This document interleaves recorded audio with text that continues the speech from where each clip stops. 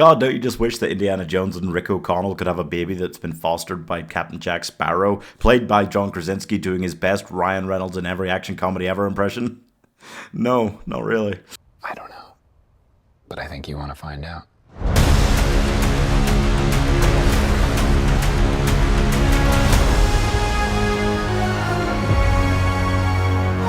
I mean, if they need to make streaming fodder that's just a bit crap and lazy, at least they're doing it in a fun genre, because the adventure treasure hunting genre is a fun one.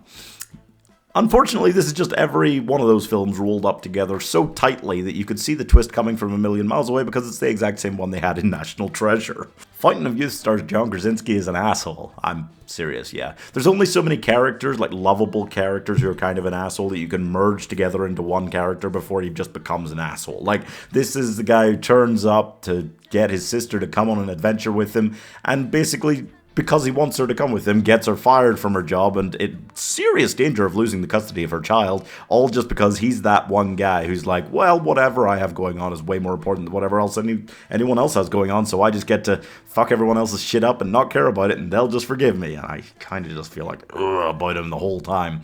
And I have to watch him as the lead for 2 full hours. It made me question if I actually like John Krasinski that much. That's the kind of level of character we're talking about here, yeah. And his sister is Natalie Portman, his weird chemistry lady he's got a thing going on with, who's kind of meant to be protecting the Fountain of Youth, but fails to top him literally every turn, like a Mexican Wile E. Coyote. Was he already Mexican? It's Eiza Gonzalez. The billionaire funding his expedition is Domhnall Gleeson, who's totally a very good guy, absolutely very good guy. And they dared to get me excited about seeing Stanley Tucci in this. He has one scene. Literally one scene. So they just kind of follow this path through ancient artifacts across time and, have no problem with any of the artifacts being destroyed or anything like that, because that would be ridiculous, even though...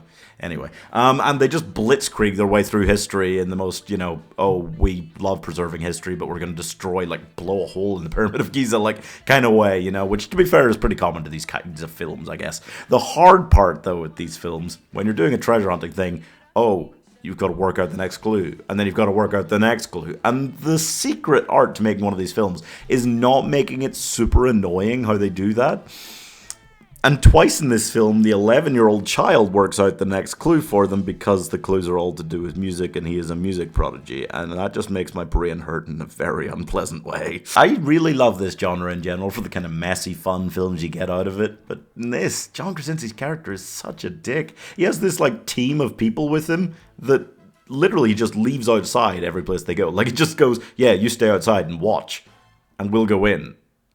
Multiple times to these people, what? And then Natalie Portman's role is basically just to get gaslit by him and drawn deeper and deeper into his adventure, and then be convinced that she was the one in the wrong and she should just be enjoying herself.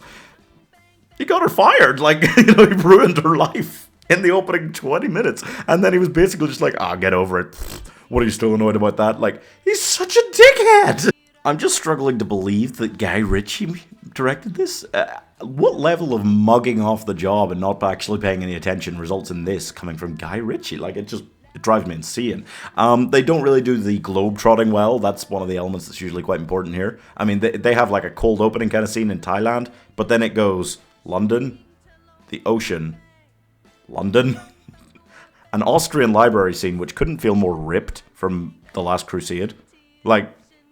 They go through the sewers to escape after finding the clue in this library. It's been secretly hidden there for hundreds of years. And then they go to the pyramids. Yeah. Saying that your big globe-trotting adventure movie ends at the pyramids is like saying, this horror movie is really unique. It's got a group of teens that go to a cabin in the woods. It's ridiculous, yeah. I don't love the characters. The writing is insanely dull. It just feels like the most basic elements of this genre thrown together with some actors who are recognizable but not really at the top of their game, and they expected that to make some sort of magic. And that is pretty much the definition of most streaming fodder these days, yeah. So I'm giving How Was This Written by the guy who wrote Zodiac? It feels like it was written by AI, 2.5 stars. I really do feel like I really like John Krasinski and Natalie Portman. But this is the sort of film that's so subpar that it made me go, I think I like them. Am I sure? Not anymore.